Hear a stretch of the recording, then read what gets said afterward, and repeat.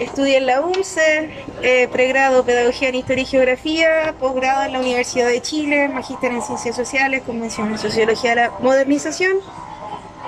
Llevo 15 años de experiencia docente y investigación, de los cuales 10 corresponden a docencia universitaria y 5 a 6 aproximadamente en aula escolar. También he trabajado en educación de adultos, en nivelación de estudios, en preuniversitario y en el DEMRE, en generación de evaluaciones estandarizadas. Me especializo especialmente en análisis de comunidad educativa y la relación de la comunidad educativa en la generación de currículum y experimentalidad. Esa es como mi área de especialización. Y educación popular. Esas son como mis dos patitas. Entonces yo hago análisis de comunidad educativa. Generalmente todo el trabajo de investigación que yo he hecho ha tenido que ver como analizar la relación entre comunidad, escuela y el entorno, comunidad, escuela y territorio. Y como un insumo para la construcción curricular de esos establecimientos, de esos proyectos educativos. Eso es lo que yo he hecho más tiempo.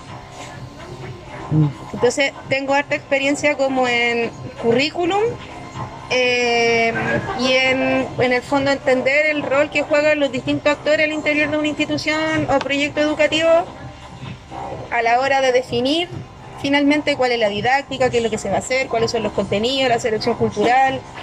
Eso principalmente. Partí trabajando en una escuela mapuche el año 2011 en la Compulos Ñiquimultúe, en este trabajo de análisis de comunidades. A esa comunidad yo la acompañé desde el 2011 hasta el 2022 en su proceso de aprobación de planes y programas propios que están reconocidos por el Ministerio con pertinencia cultural. También trabajé asesorando en el proyecto de la Escuela Experimental Karen en la fase de realización diagnóstica, eso principalmente.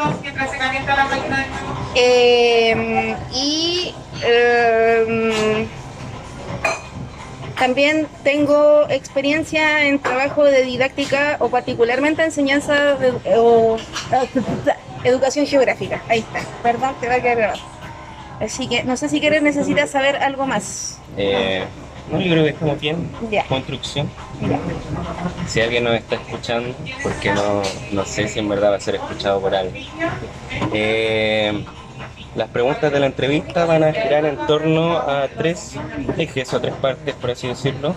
El primero es de educación ciudadana y currículum. Ya. Segundo es sobre percepción del derecho y de la justicia. Ya.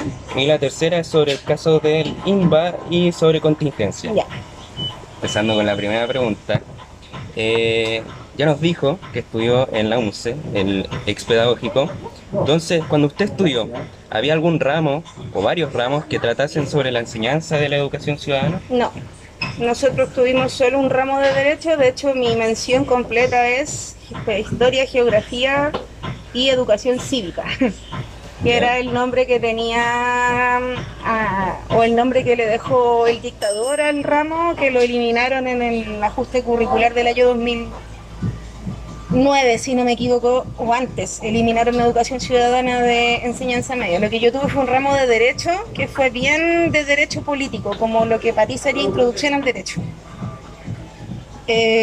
Por ejemplo, formas de Estado, definiciones principalmente, definiciones como institucionales, de estudiar la Constitución, aprenderse la Constitución de memoria, aprenderse los componentes del Estado. Las pruebas era repetir exactamente lo que el profesor decía.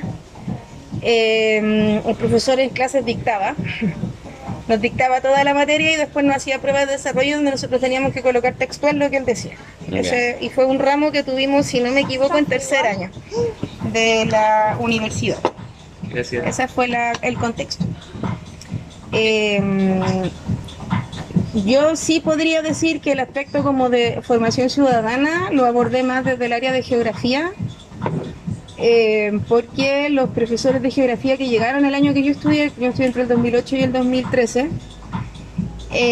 venían con un rollo de educación geográfica que se vinculaba como con participación, particularmente lo que ellos denominan o denominaban en ese tiempo la construcción del sujeto político territorial.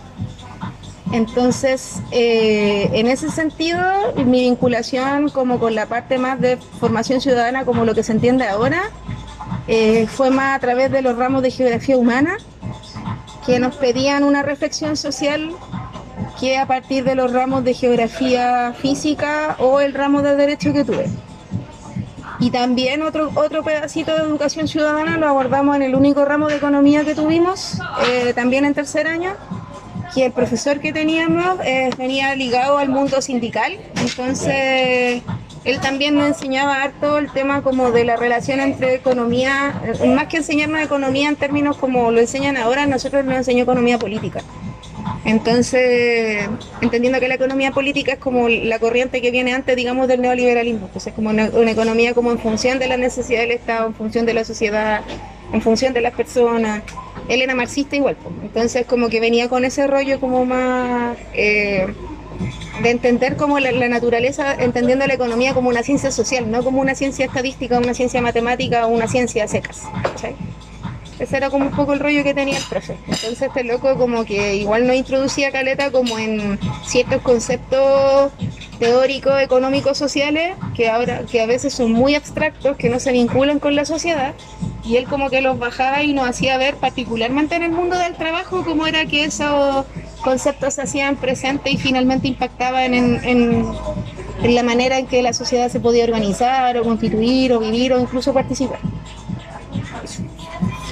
Ya, entonces, haciendo una recopilación, usted dice que tuvo básicamente 3 ramos que de alguna manera apuntaban hacia lo que nosotros hoy día entendemos como educación Sí. ciudadana, que fueron derecho, ramos de geografía y economía. Sí. ¿Podría hablar respecto de cómo se dirigían hacia la práctica pedagógica en concreto? ¿O cómo? A ver, partiendo. ¿A usted le enseñaban los ramos? ¿Para yo enseñarlos? Sí. No. Ya. No. Entonces, en algún momento, ¿cómo es que se veía cómo aplicar estas enseñanzas? En realidad, veis cómo aplicar esto en la enseñanza una vez que ya empezáis a hacer clases y te encontráis con que tenéis que pasar esos conceptos que son súper complicados y abstractos a gente que puede o no puede interesarle y que probablemente no va a entender a la primera. O sea, la bajada didáctica de los contenidos teóricos que se abordan en las carreras de pedagogía en historia en general no suele ser pertinente a los contextos donde se van a aplicar finalmente. De hecho, esa es una de las grandes problemáticas que tiene la formación docente hoy y que la tiene desde siempre, es que particularmente los que somos profesores de enseñanza media, finalmente estudiamos una licenciatura y tenemos ramos pedagógicos que en verdad, por lo menos en ese tiempo, no sé ahora, no se conectaban de ninguna manera con lo que nosotros estábamos viendo en los ramos de especialidad. Ya.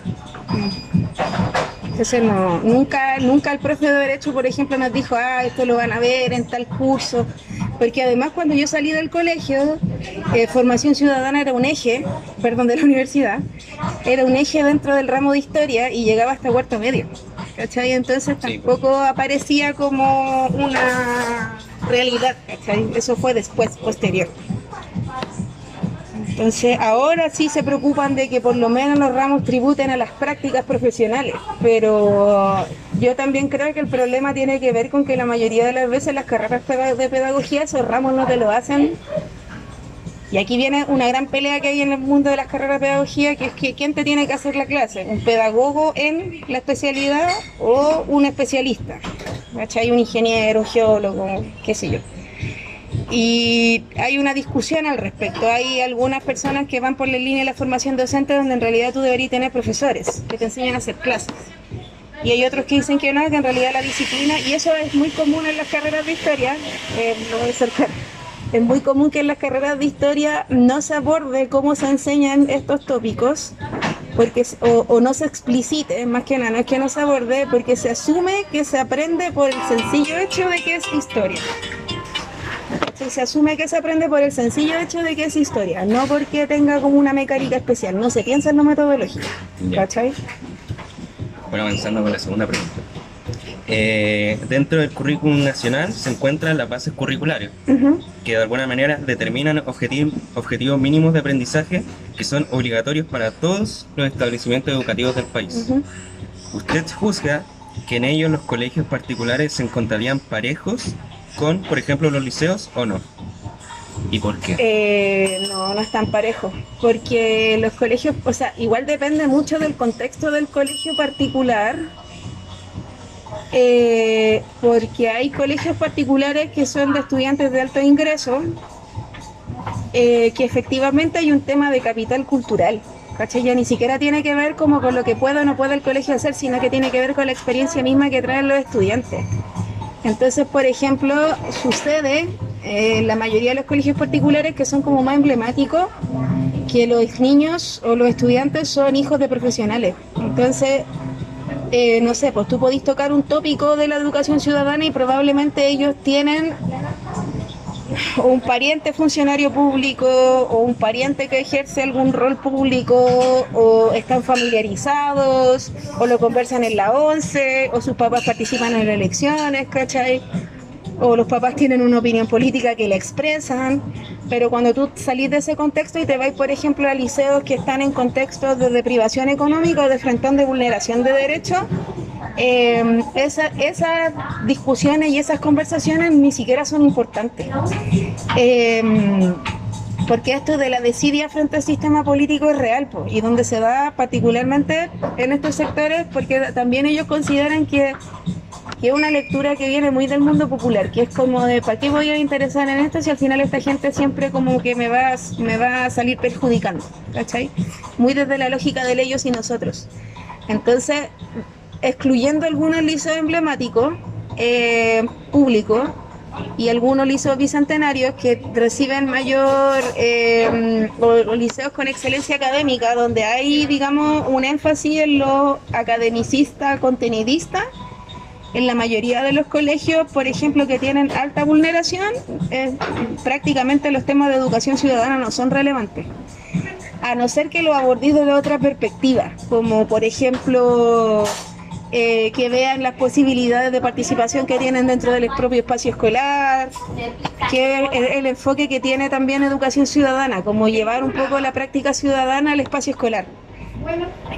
Pero también hay colegios que, teniendo ramos de formación ciudadana, colegios particulares, teniendo estudiantes que tienen, digamos, el capital cultural y la madurez suficiente para poder asumir desafíos, no le dan los espacios a los estudiantes. Pues también está esa lógica como muy vertical, y eso también es una realidad. Los colegios son muy verticalistas, entonces como que no hay mucho espacio para efectivamente fomentar una participación que sea real. Y en ese sentido, en los particulares está presente, pero está presente de manera parcial, creo yo, depende mucho del proyecto educativo del colegio. Y en los liceos públicos, digamos, con números que no son emblemáticos, que no son bicentenarios, sencillamente se aborda como un tema curricular, pero la parte de educación ciudadana yo siento que viene más dada por los espacios de participación que se encuentran en el interior del mismo colegio. ¿Cachai? Como que ahí no es curricular contenido, sino que más tiene que más ver como con las prácticas sociales, políticas que existen al interior del colegio. Según su opinión, ¿cómo considera que es el currículum educativo? ¿Cómo lo describiría? ¿Sus fallas, sus ventajas? O sea, yo creo que por lo menos en el caso del currículum de historia y geografía, ciencias sociales y educación ciudadana, todo lo que tiene que ver, digamos, con el grupo de ramos que están, lo electivo, los ramos diferenciados, los diferenciados son geografía, comprensión histórica y economía, los ministeriales. Los electivos son otros que en tu colegio no estaban, que es Chile y América en contexto mundial, y otro que tiene que ver con análisis de la sociedad global, que no me acuerdo exactamente los nombres, que esos son los verdaderos electivos de tercero y cuarto de historia. En el plan común, el problema es que hay un exceso de contenidos. El problema del currículum es que es excesivamente contenidista frente a las habilidades que plantea desarrollar. Los profesores en general tienen que optar entre cobertura curricular o desarrollo de habilidades. No se pueden trabajar las dos cosas. Porque si un profesor opta por el desarrollo de habilidades, no alcanza a tener la cobertura curricular. Y si un profesor opta por la cobertura curricular, no alcanza a trabajar todas las habilidades o alcanza a trabajar las habilidades no alcanza a trabajar las habilidades de orden superior, que sería la de análisis, síntesis y evaluación. evaluación. Se queda principalmente, llegan hasta la aplicación, que es un poco lo que pasa en tu colegio, ¿cachai? En tu colegio el énfasis está puesto en la cobertura curricular, ¿cachai? Entonces eso hace que haya más preocupación por cubrir cierta cantidad de contenido en el tiempo, más que por desarrollar ciertas habilidades. Hay un montón de cosas que influyen en esa decisión. Esas son decisiones que vienen desde los jefes técnicos pedagógicos. Pero cuando se opta por la cobertura curricular queda de lado la habilidad, y en el caso de educación ciudadana particularmente la habilidad tiene que ver con procesos de participación ciudadana, ¿cachai? Entonces esto es muy dicotómico, porque por ejemplo en los colegios que tienen un alto capital cultural y que coincide, no es porque puede ser un emblemático, con familias que tienen un ingreso como clase media para arriba, tienen mayor conocimiento de las formas de la participación ciudadana, pero tienen poco ejercicio de la participación ciudadana.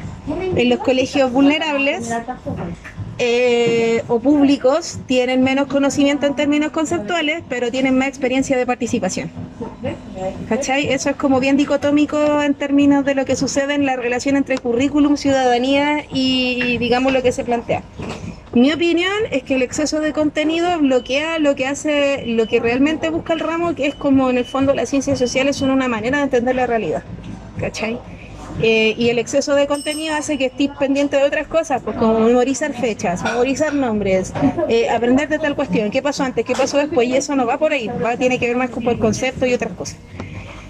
Y lo otro, que es la gran crítica que se le hace al currículum en general, no solo al de historia y geografía, sino que hablando de las bases curriculares en general, es que el exceso de contenido,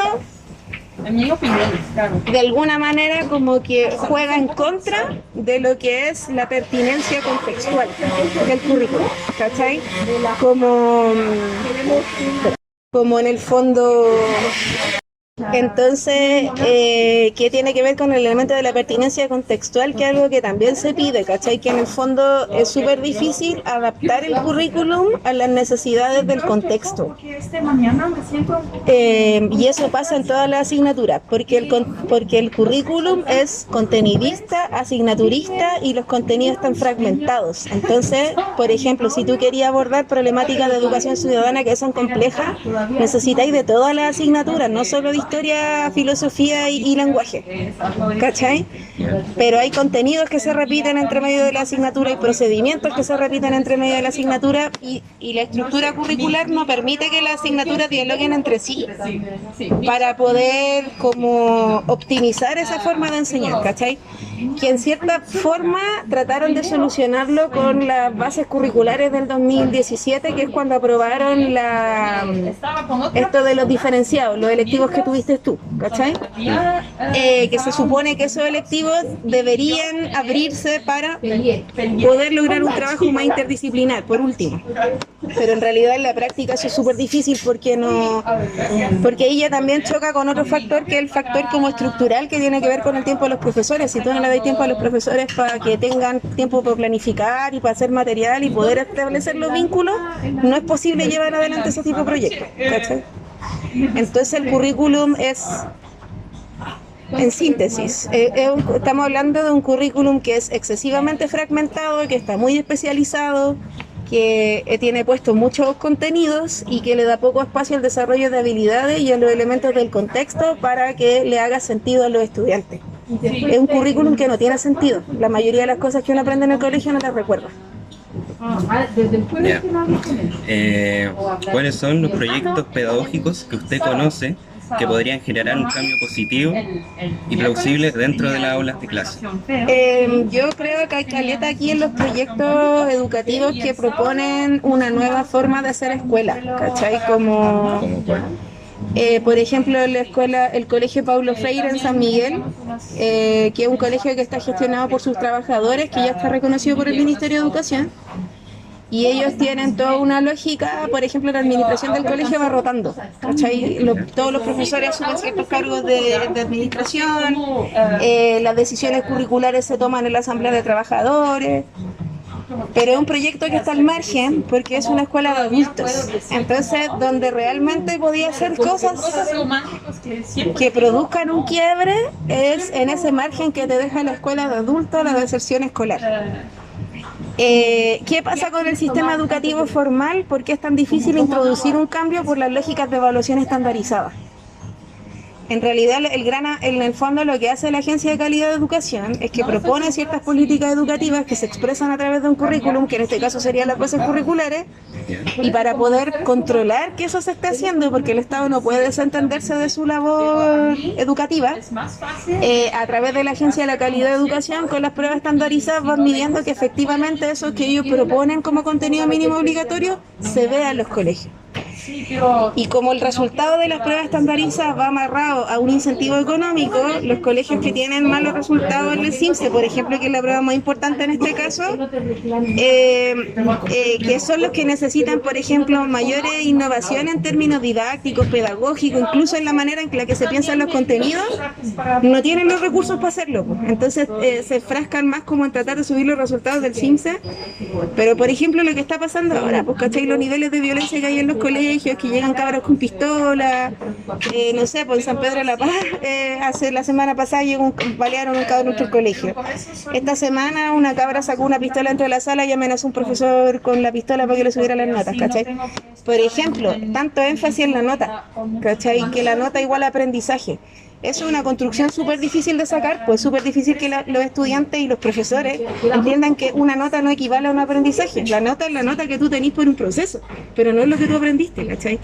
Pero el sistema de evaluación está hecho de tal manera que es como una camisa de fuerza al final, porque los colegios, para poder existir con financiamiento estatal, tienen que responder a esos criterios de evaluación que exige el Estado, ¿cachai? Entonces, para mí la alternativa está en los proyectos educativos que no están sometidos a evaluación estandarizada y que tienen control de sus procesos de evaluación. Eso es súper importante. Si tú podés controlar el proceso evaluativo, estáis frente a un proyecto educativo que en el fondo son mayores grados de autonomía, ¿cachai?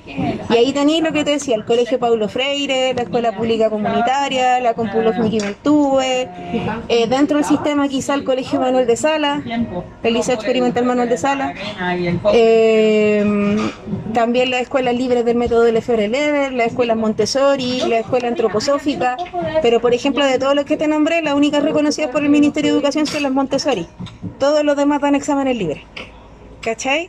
Y si te fijas ahí, el Estado nunca pierde el control porque la evaluación igual va a depender de una institución que esté reconocida por el Estado. Entonces, ahí es donde viene el problema que te decía de la falta de contexto, porque por ejemplo, si tú necesitas abordar un concepto que es muy difícil, pero el Estado te está exigiendo que el niño aprenda, por ejemplo, que los aspectos principales de la Constitución de 1925, por ponerte un caso, y le pide que a partir de eso haga un análisis de si es más o menos democrática actual, como tú no pudiste trabajar la habilidad porque tuviste que concentrarte solo en el contenido, el estudiante no va a ser capaz de establecer un vínculo entre los avances de la Constitución y el aumento de la democracia, porque eso necesita tiempo, es un proceso mental complejo, ¿cachai? Entonces, por ejemplo, para darte un caso, nosotros en el San Ignacio nunca pudimos abordar los ejes de formación ciudadana del Plan Común. ¿Cachai? A pesar de que el énfasis está puesto en la cobertura, a pesar de todo, no alcanzamos. Y tu colegio no es un colegio que se caracterice por interrupciones de clase o por no poder hacer clases o por paralizaciones. De hecho, un colegio donde uno puede avanzar súper rápido pasando la materia si quiere, pero no alcanzábamos a llegar, ¿cachai? Entonces ahí la solución sería transversalizar, ¿cachai? Pero es súper difícil transversalizar si es que no tenéis elementos de contexto para transversalizar, ¿cachai? Y ahí te piden como vinculaciones forzadas, ¿cachai? Como, ¿cómo podrían hacer los profes de tercero medio para que, no sé, trabajos de fábrica, la unidad de derechos laborales está en cuarto medio? ¿Cachai? El profesor puede tomar la decisión de bajar la unidad tercero, pero el colegio no te lo permite por los temas de evaluación, ¿cachai? Porque de hecho educación ciudadana tú podís jugar, podís ver los contenidos en cualquier curso, no es obligación que veáis lo de tercero y lo de cuarto en cuarto. Evidentemente el colegio siempre pudo invertir el orden de las unidades y no lo hacían, ¿por qué? Porque la lógica de evaluación exige ese orden. Entonces, a pesar de que en el papel y en la ley tenéis la posibilidad de flexibilizar el currículum, en la práctica la evaluación no lo permite. Ahí está el problema. Por eso la solución está fuera del sistema escolar. porque tenéis que quitarle el punto de evaluación a los al ministerio en el fondo. Hay que quitarle la evaluación. Pero eso es súper difícil, porque ahí no la van a soltar. Compré una secretaria para mi familia. Ya, bueno, ahora vamos a pasar a la parte 2. Ya. Percepción del derecho y de la justicia. Ya, según su experiencia, ¿cómo cree que los jóvenes perciben el derecho? ¿Como algo injusto, como algo ajeno, como un privilegio? Yo creo que va como entre lo ajeno y el privilegio, Ya. en el sentido de que en los contextos más vulnerables en realidad no tienen ninguna noción de derecho, o si la tienen es muy como desde lo infantil, como desde lo... Ya, yo creo que para las personas más pobres es más ajena, ni siquiera es como algo injusto, es algo como a lo que no pueden acceder. Y para los que tienen cierta noción lo ven como algo súper privilegiado, como, porque en verdad si tú lo pensáis, tener un abogado es una cuestión como súper rara, no es algo como, y es como a lo que la gente normalmente asocia el derecho abogado, es como la asociación automática que hacen. Entonces yo creo que dependiendo de la clase social, me imagino yo, por ejemplo, que cabros de colegios como el que saliste tú pueden percibir el derecho como injusto, ¿sí? Cabros de los colegios que estoy yo como ajeno, y a lo mejor gente resentida como yo como algo privilegiado, ¿cachai? Pero no es una percepción generalizada, porque te digo, como te decía antes, igual hay ciertos contextos donde tú no tenías acceso simplemente a ciertos saberes, ¿cachai? Y así. Entonces, no sé, pues por ejemplo, he sabido que podéis sacarte las deudas con un abogado, por ejemplo, ¿cachai? Pero la mayoría de las personas que tiene problemas de deuda piensa que un abogado es muy caro, que no lo puede pagar. Entonces prefiere perder, que lo embarguen, a defenderse, ¿cachai? De hecho, la gente que se saca las demandas por deuda es muy poca en comparación a la gente que lo hace. Y eso te da una pista, pues, ¿cachai? Una pista al tiro de que en realidad es como que es algo que está como fuera de nuestra órbita.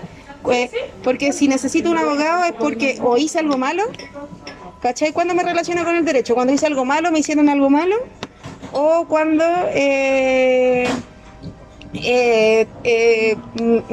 no sé, o porque lo voy a estudiar, pero no es una cuestión que esté en mi cotidiano, a pesar de que debería ser así, pues el derecho es mucho más que tener un abogado, y tú lo sabes y yo lo sé, ¿cachai? Pero para el común de las personas que no se vinculan con este mundo como más intelectual, y ni siquiera es una cuestión netamente de capital cultural, derecho se asocia a tener un abogado, y tener un abogado es una cuestión que podía o no podéis tener, pero va a depender de la cantidad de plata que tengas, ¿cachai?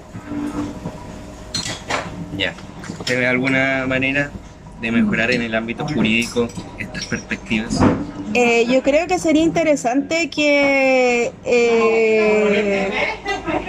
la justicia, no sé si así como lo hace el Banco Central, no sé si el Ministerio de Justicia lo hará, o la Corte Suprema, o las instancias, digamos, que ven esto, o tu misma universidad, generarán como planes de discusión para poder llegar, por ejemplo, el Banco Central es una escuela de economía para escolares, ¿cachai? Sí. Que claro, no todos pero por ejemplo los cabros de mi colegio participan, y en mi colegio no hay economía, pues es técnico, ¿cachai? Entonces yo creo que es interesante, o sería interesante que las instituciones que, por ejemplo, tienen las carreras, tienen las metodologías, establecieran como puente o vínculos con los colegios, particularmente con aquellos establecimientos o proyectos educativos que no tienen cómo acceder a eso. Podría ser, no sé, me imagino a través de los pases o de Frentón, generar un programa educativo que incorpore estos saberes no como algo anecdótico, ¿cachai? Porque tú tus derechos tenés que conocerlos, ¿cachai? Tú tenés que saber qué podía y no podía hacer, ¿cachai? Y se espera que el colegio lo entregue, pero es un conocimiento que todavía se percibe como algo alejado, como algo ajeno. Entonces, para acercarlo, yo creo que sería interesante como, bueno, cómo vemos el derecho en la vida cotidiana, ¿cachai? Como, no sé, pues, ¿qué es el derecho a la educación? ¿Qué es el derecho a la participación? ¿Cachai? Por ejemplo, no sé, en San Ignacio se respeta mucho el derecho a la educación, Pero yo no sé si se respeta el derecho a la participación, pues, ¿cachai? Lo pongo en duda, ¿cachai? ¿Por qué? Porque cuáles son las instancias de participación reales que tienen y hasta qué punto las instancias de participación impactan en lo que sucede a nivel político dentro del colegio, ¿cachai? Y no hablo de político como partido, sino como de organización política, del simple y sencillo hecho de organizarse, ¿cachai? En términos comunitarios. Bueno, ahora pasamos a la parte 3, al caso de Limba y sobre contingencia. Bueno, respecto al caso trágico de Limba, del Internado Nacional Barro Arana, hay varios aspectos morales, políticos, jurídicos y sociales de los cuales podemos discutir. Por ejemplo, ¿usted cree que las aparentes razones por las cuales estos jóvenes querían movilizarse son válidas, aun considerando cuando hubieran peligros físicos y jurídicos de por medio?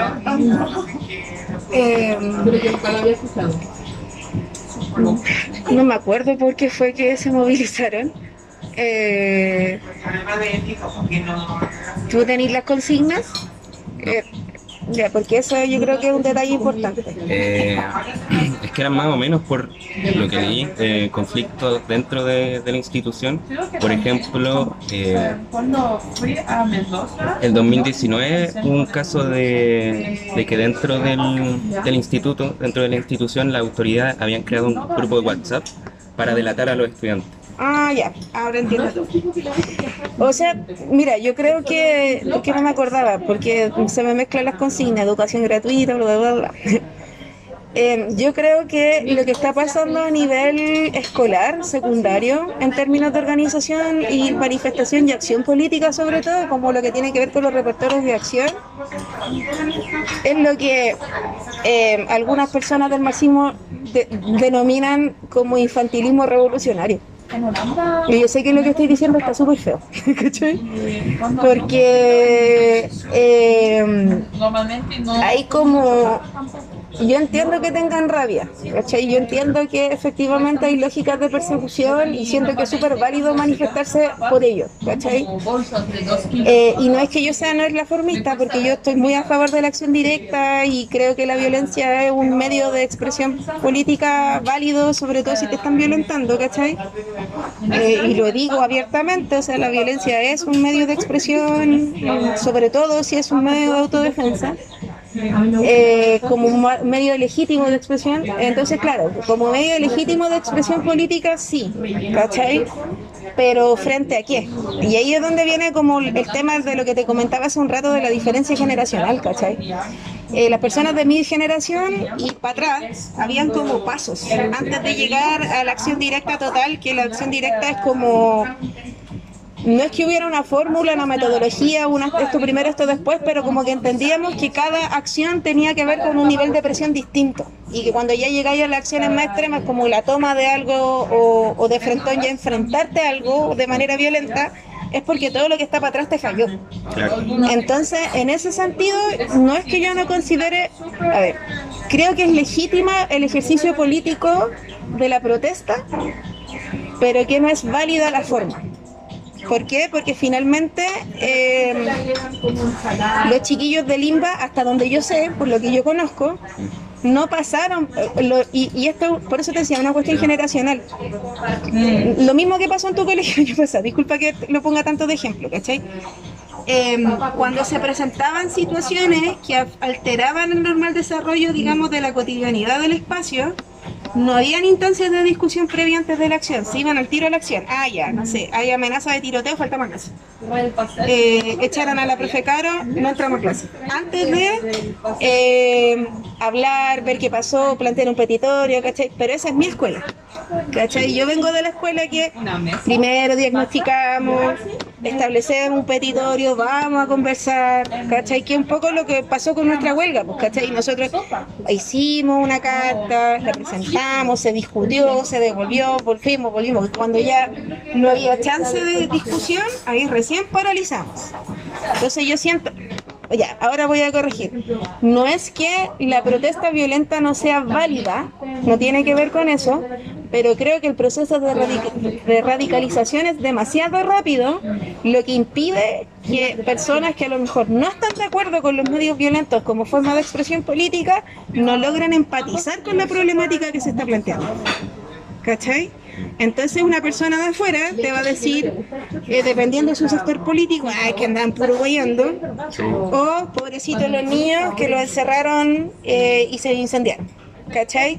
Cuando en realidad ninguna de las dos partes tiene razón, ¿cachai? Los que entienden bien lo que pasó ahí son los profesores que estaban ahí, los estudiantes que estaban ahí, los que tomaron la buena o mala decisión de cerrar la cuestión, ¿cachai? Y finalmente, ¿qué pasa después de ese ejercicio de radicalización? Pues, el problema de la radicalización rápida y excesiva es que cuando te quedáis sin estrategia, sin batería de acción, sin repertorio de acciones políticas, en términos de movimiento político, ¿con qué peleáis? Pasa lo que está pasando ahora, pues, no hay nada. ¿Cachai? Atomización, fragmentación, cada uno ensimismado. No me importa lo que pase con el otro, si pierdo clase es mi problema, votamos paro pero llego igual, ¿cachai? ¿Qué? ¿Por qué? Porque se pierde el sentido como de comunidad, y eso es súper importante dentro de el derecho, yo creo, la política y las formas de expresión política y los repertorios de acción política también, ¿cachai? Porque por lo menos la estrategia o la táctica tiene que estar por lo menos avalada por tu comunidad, ¿cachai? No puede ser que tú salgas con las tuyas, o sea, pasa, y es lo que pasa. Y es lo que pasa en el instituto. Un piño de cabro anarco se enojó con otro piño de cabro anarco porque el otro piño de cabro anarco saludó a un inspector y estos no, y esos salen salen con molotov y la cuestión dejan la escoba y dejan el resto. ¿Cachai? ¿Qué es lo que pasa en mi universidad también? O sea, no es que cada vez que hubiera una salida de encapuchados tuviera que ver necesariamente con una efeméride, ¿cachai? Sino que a veces tenían que ver con cuestiones como súper locales, de grupos súper específicos, y en mi colegio, perdón, en mi universidad estaba tan naturalizada ese repertorio, ¿cachai? Que ni siquiera nos suspendían las clases cuando pasaba. Y eso también ponía en riesgo a la comunidad educativa, porque de hecho, y pasó, yo tengo profesores que le llegaron lacrimógena al cuerpo, compañeras que los pacos les pegaban y no sé, y el primer año que entré a la universidad un paco botaba una cabra y la cabra se fracturó la espalda, o que le pegaban a gente que era de la comunidad y que no tenía nada que ver con las manifestaciones, ¿cachai? Entonces, ese es como, yo no creo que la acción violenta por sí sola esté necesariamente mala, no sea válida, sino que tiene que ser por lo menos consensuada por la comunidad política que está como promoviendo eso. Y ahí es donde yo me pregunto si efectivamente en el INBA, en el instituto, en la UMCE, o en la Chile existen comunidades políticas ahora o no, ¿cachai? Ya. Bueno. Me fui en la media bola, perdona. Así es.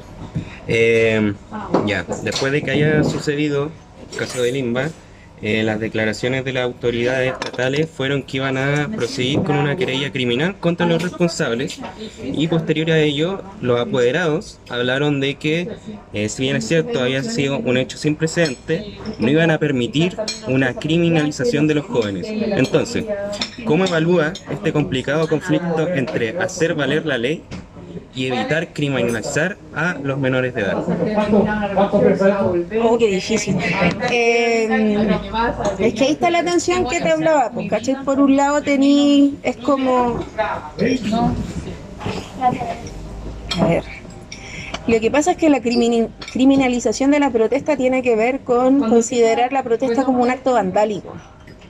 Entonces, si no tenéis clara cuál es y ahí vuelvo de nuevo a la idea de la comunidad política y de la proyección de esa comunidad política, ¿cachai? ¿Qué es lo que está proyectando esa comunidad, ¿cachai? Si no hay una proyección, si es un destruir por destruir, si tiene que ver como con, en el fondo, la pregunta que yo te haría, y esto es muy de, cuando nosotros decimos la bola, nos referimos al anarquismo. El anarquismo es la bola anarquista. O por ejemplo lo que tiene que ver con la idea, que también tiene que ver con el anarquismo, es la pregunta sobre, en el fondo, ¿el acto vandálico responde a una organización de la rabia o a la expresión de la rabia por sí sola? ¿Cachai? En este caso, con los pocos antecedentes que yo tengo, porque no me acuerdo bien de lo que pasó,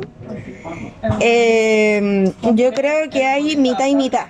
en el sentido de que efectivamente, dada la administración de la municipalidad y el proceso de persecución, porque también esto se conecta mucho con lo que pasó con Aula Segura, y la Aula Segura era un mecanismo de criminalización de la protesta para frenar la movilización de los estudiantes secundarios, porque los estudiantes secundarios desde el año 2006 en adelante interrumpían, y en el fondo Aula Segura iba dirigida a los colegios emblemáticos como el INBA, como el Aplica, como el Instituto, como el Carmela Carvajal, los colegios emblemáticos que eran también los que lideraban las movilizaciones, ¿cachai?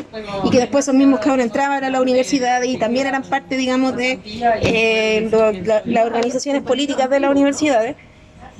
Yo siento que es una criminalización, ¿cachai? Pero, y aquí es donde viene, yo no sé si estos cabros estaban teniendo una expresión, de aquí viene como el espontaneísmo que se habla en el anarquismo, que existe dentro del anarquismo una rama que considera el insurreccionalismo y particularmente el insurreccionalismo espontáneo como una forma válida de ejercer presión, porque es la manifestación de la rabia, ¿cachai? Que es como lo que hacían los ludistas, ¿cachai? Que le pegaban a las máquinas porque pensaban que las máquinas eran el problema.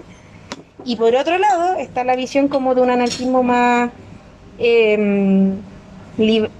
más, no sé, comunista, es que es comunismo libertario, si queréis, ¿cachai? Que tiene que ver más bien con de qué manera esta rabia se canaliza a través de ciertas acciones con un objetivo específico. ¿El objetivo de esa salida era generar un cambio en la cultura escolar o era manifestar simplemente el desacuerdo que tenían por la escucha de los WhatsApp? Por los sapeos de los WhatsApp, ¿cachai? Entonces, en función de eso, es súper difícil determinar, porque para nuestro mundo adultocéntrico, lo lógico sería hacer valer la ley. ¿Por qué? Porque los estudiantes cometieron un acto que puso en riesgo sus vidas y el riesgo de la vida de la comunidad. Eso es más grave que expresar descontento por una acción, ¿cachai? En términos de... Entonces, claro, pues en ese sentido, lo lógico sería hacer valer la ley. Pero ahí es donde aparece de nuevo esto que me había preguntado hace uno, que, por ejemplo, yo tengo lo que te decía yo, de asociar derecho a un abogado, ¿cachai? Y aquí podemos comparar pues, casos mediáticos de el INBA con cabros incendiados, y no sé si se murió alguno, no me acuerdo, versus lo que pasa en el San George, que los cabros sacan fotos de las compañeras con IA, a los niños los expulsan del colegio, pero como ellos tienen la capacidad económica y legal, los reintegran, porque en realidad en el manual de convivencia no existía la cuestión, pues, ¿cachai? Entonces, a lo mejor en el manual de convivencia del INBA tampoco aparecía qué hacer frente a los encapuchados, ¿cachai? Pero esto adquiere un componente mucho más polémico, porque en el fondo son cabros pobres, ¿cachai? Sí, ya, no creo que pase que en un colegio cuico salgan encapuchados a tirar molotov, ¿cachai? No creo que suceda, pero a no ser que sea un colegio cuico hippie, ¿cachai? Pero sí creo que en ese sentido lo lógico sería como ley pareja, o sea, si a esto los voy a procesar criminalmente, a los otros también los proceso criminalmente, independiente del tipo de delito. La diferencia es que acá hay una acción política que es explícita, porque así la presentaron ellos. En cambio, lo otro fue por gobierno. Entonces, condeno lo político y no lo otro. Ya, pero ahí, de fondo, ¿usted cree que hay una posición moral o hay una posición económica? ¿O las dos? Las dos. Las dos. Sí, las dos, claramente las dos. ¿Y cómo se articulan entre sí? Porque al tener mayor acceso económico, podéis manipular el relato. Ya, pues, pero dentro del, no sé, pues, la Corte Suprema, ¿usted cree que por así decirlo los ministros tengan algún sesgo en contra de los estudiantes pobres, los Sí, estudiantes delincuentes? si la justicia es clasista. Es que yo lo creo, ¿cachai? Y creo que hay 1.000.000 de evidencias de que la justicia es clasista en Chile, pues, ¿cachai? O sea, ya el puro ejemplo que te di, o no sé, por lo que pasó con este cabro que agarró a combo al conserje y le sacó un ojo y lo dejaron con firma, ¿cachai? Y no sé, pues, el cabro que sacó que justo fue casi la misma semana, el loco que profanó las tumbas en el cementerio general, y ese loco lo dejaron en cana, pues, ¿cachai? Y si tú pesáis ¿Cachai? ¿Qué es más grave? ¿Agarrar a como un conserje que está vivo o profanar una tumba? ¿Cachai? El peligro público es el cuico que agarró a combo al conserje. Sí. No el cabro que profanó la tumba, por muy loco que esté. Pero moralmente, ¿quién está preso? El cabro que profanó la tumba, no el cuico que le pegó al conserje. Eso es clasismo puro. ¿Cachai? ¿Qué opinan sobre los dichos de la decadencia de la educación pública? Estoy súper en desacuerdo porque creo que esa decadencia es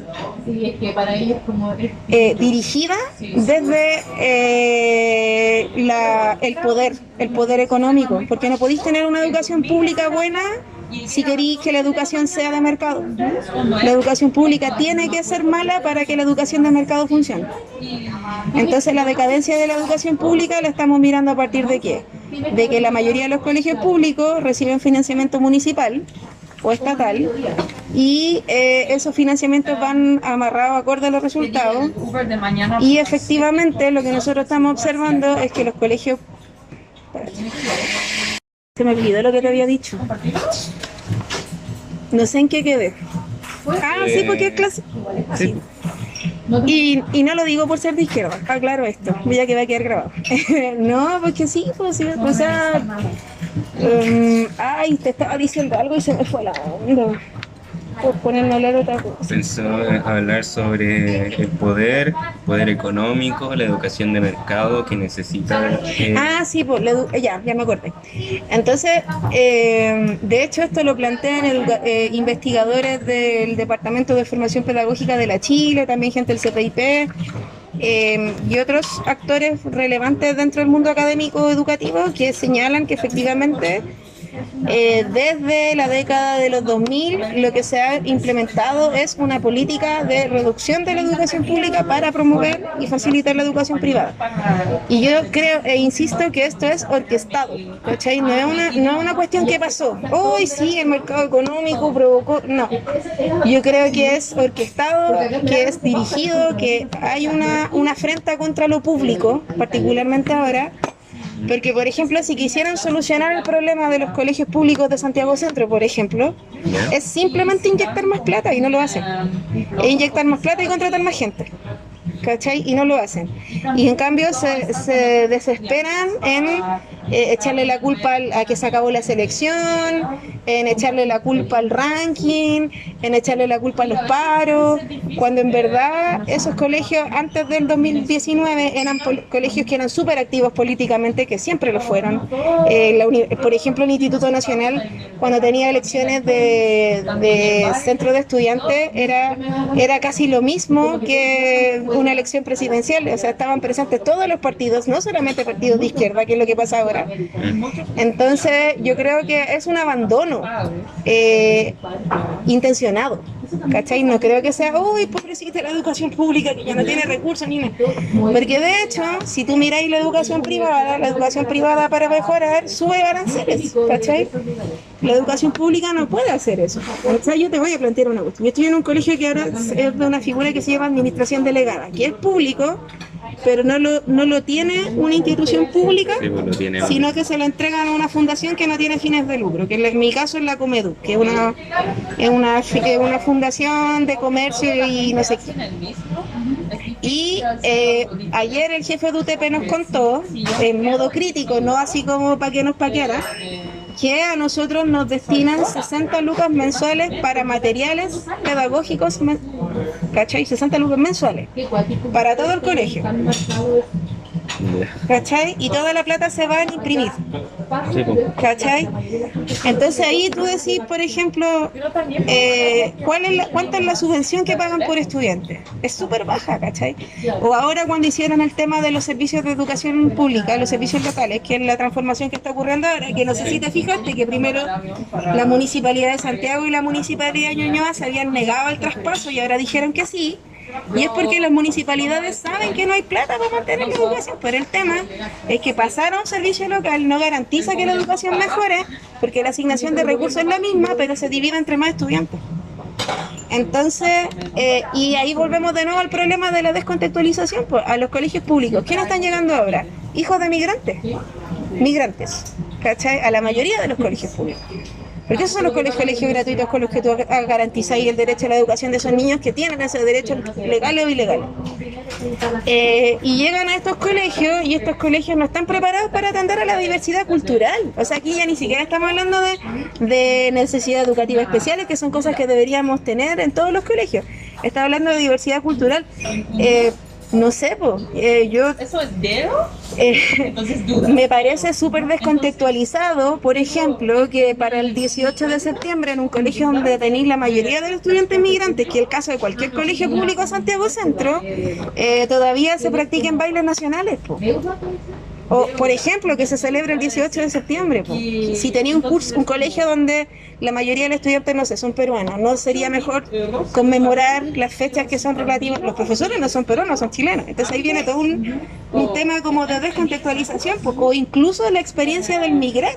Hay muchos cabros que el año pasado estaban en, no sé, Bolivia y hoy día están en Chile. Y pum, el cambio es súper fuerte porque los sistemas educativos son distintos, ¿cachai? Entonces sí, yo creo que la decadencia de la educación pública es deliberada, es intencionada y es porque existe un sistema de educación privada que para poder fortalecerse requiere de una educación pública que no sea de calidad, ¿cachai? Que si la educación pública fuera buena, ¿por qué diría yo un colegio? Por ejemplo, vamos a poner el caso Estrella. Si el instituto no hubiera tenido paros, si el instituto hubiera seguido siendo el mismo colegio que era antes del 2006, nunca hubieran conocido a Javier Venegas, ¿cachai? Ni a Marcelo Terraza, ni a ninguno de esos cabros que se vinieron del instituto por San Ignacio, ¿cachai? Entonces, eso creo. En cambio, los particulares pueden subir a avanzar, pues si los papás están dispuestos a pagar, siguen, si no se van. Y nadie lo cuestiona, ¿cachai? Entonces, ¿cómo defender la educación pública en un contexto donde constitucionalmente existe la libertad de enseñanza y el derecho a la educación lo tienen que garantizar los padres y no el Estado? Aunque se iría con...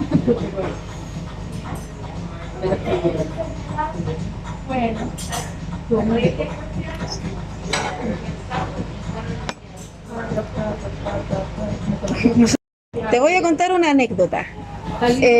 Yo trabajaba, bueno, tú sabes, pues yo trabajaba en un colegio muy flight antes de llegar al San Ignacio y ahora de nuevo. Y yo tenía 3 estudiantes y uno de ellos trabajaba el Maxi, no mentira, el Fabián, que espero que siga vivo. El Fabián tenía problemas de consumo súper brígidos. Yo le hice clase en segundo medio. Y el Fabián era la persona responsable económicamente de su familia, porque su papá estaba preso, su mamá tenía 800.000 hijos, vivían con los abuelos estaban viejos, entonces el Fabián iba en segundo medio. Tenía 16 años, iba al colegio en el día y en la noche trabajaba de guardia como de un narco en una disco, ¿cachai? Entonces un día estábamos conversando, así como, profe, ¿y usted cuánto gana? Y yo les conté, pues ahora, yo en ese colegio trabajaba algo así como 12 horas, entonces ganaba como 300 lucas, ganaba súper poco. Y el Fabián me quedó mirando y me dijo, pero yo me hago eso en una noche. Porque el loco, como era soldado guardia, porque el loco era alto, era flaquito pero alto y sabía pelear, el narco le pagaba con drogas y con plata. Entonces, en total, si sumaban las drogas que le daban y la plata que le daban, se hacía eso por noche siendo guardia. Entonces, aquí viene la pregunta, ¿cachai? Que es una cuestión que uno nunca piensa, ¿cachai? Como, ya, en un colegio como el que saliste tú, y no es por ser discriminadora, tú sabís que podía optar a trabajo donde vaya a partir ganando 1 millón de pesos, que ahora es poca plata, pero en estos colegios los cabros ya están ganando más que tú por ser soldados de narco. Entonces cuando los colegios los expulsan, cuando ya han pasado, porque estos cabros que los desertores desertan cuando ya no los reciben en ningún lugar y pasan por la escuela de segunda oportunidad y llegan a los programas de reinserción escolar y terminan saliendo del sistema. La lógica que tienen ellos no es la lógica de la formación. Primero piensan que se van a morir jóvenes. Segundo, están resolviendo temas urgentes, ¿cachai? Como ayudar a la familia, como el caso de este cabrón. Y tercero, la narcocultura ha penetrado tanto en las poblaciones y en los espacios de vulneración digamos, de derechos vulnerados, que ellos genuinamente creen que la única manera de acceder a tener esas cosas es a través de la delincuencia y que el camino, entre comillas, honesto, no les va a permitir acceder a eso, porque pueden que vengan de familias que son súper trabajadoras y súper honestas, pero no ven que tienen un progreso material como el que ellos desean. ¿Cachai? Entonces, la deserción escolar... yo siento que en un porcentaje muy pequeño es elegida, en la mayoría es porque no tenía otra opción. Incluso en algunos casos pasa que los cabros se vuelven soldados como para evitar revancha, ¿cachai? Como si no venía a trabajar conmigo me voy a matar a tu polola, ¿cachai? Entonces yo creo que el tema de la deserción escolar es un tema súper complejo de abordar y desde la pandemia, bueno, hasta antes de la pandemia el porcentaje de deserción escolar iba bordeando como el... Ay, ¿cuánto era? Era como el 5% más o menos. Yo aquí me pierdo con las cifras, ¿cachai?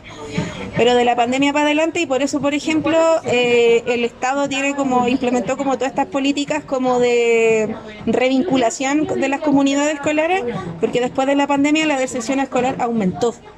Entonces ahora tenemos muchos más estudiantes que desertan de la escuela porque y, ojo, hay también, y esto tampoco hay que dejarlo de lado, un grupo importante de estudiantes que desertan, pero es porque se desmotivan, porque no logran adherir a la cultura escolar, porque no logran identificarse con sus compañeros, porque sienten que son muy distintos también, ¿cachai? Al resto de sus compañeros, porque hay necesidades educativas especiales no abordadas, y eso particularmente en los sectores vulnerables tiene caleta de peso. Yo tengo un sobrino primo que debería salir de cuarto el próximo año y él tiene autismo. Mi prima no tiene plata para meterlo a un colegio especial, entonces la metió a un colegio con PIE. Le costó caleta encontrar un colegio municipal con PIE en Maipú, hasta que lo encontró. El Amaro empezó a ir a ese colegio y no le gusta porque él aprende más rápido que sus compañeros. Y no socializa con sus compañeros. Entonces mi prima está ahí como que dice, pucha, lo quiero sacar, pero quiero que se haga amigos, pero él lo está pasando mal en el colegio, ¿cachai? Y ahí está, ¿qué hago? Lo meto, y de ahí, por ejemplo, una de mis sobrinas sacó cuarto medio con un 2x1, pues, ¿cachai? Porque desertó de la escuela por bullying, ¿cachai? Le hicieron tanto bullying que dejó de ir. Y tuvo como 2 años en tratamiento para poder solucionar ese problema. Y después cuando se quiso como certificarse, se metió un 2x1. Y probablemente el Amaro tenga que hacer lo mismo, ¿cachai? Entonces también no siempre la deserción es porque la delincuencia es más atractiva, también es porque el sistema, y lo que te decía, como los colegios tienen que postular a los programas de inclusión escolar, no es algo que la ley le exija y le entregue plata. No todos los colegios municipales tienen programas de integración escolar, que es donde podía abordar eso. Y lo otro, los colegios tampoco trabajan en coordinación, por ejemplo, con el juzgado de menores, con Mejor Niñez, que esas vinculaciones, esas coordinaciones institucionales también deberían existir.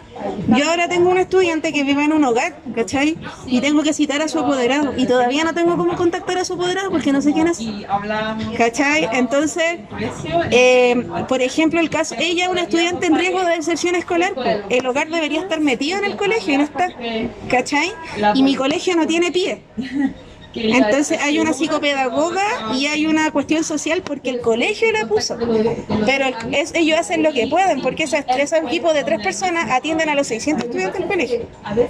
Entonces la Dayeski se les pierde, pues así se llama la cabra. De repente me llega un correo así como conoció al apoderado de Dayeski, y yo no, todavía no sé quién es, y la cabra falta al colegio, y como está en un hogar, si la cabra repite por inasistencia la van a derivar a una residencia, que es donde les pegan y pasan todas esas cuestiones, ¿cachai? Entonces ahí empiezan como esas como complejidades, esas son complejidades. Eso. Ya, yo creo que estamos listos. Ya. Muchas gracias, profesor.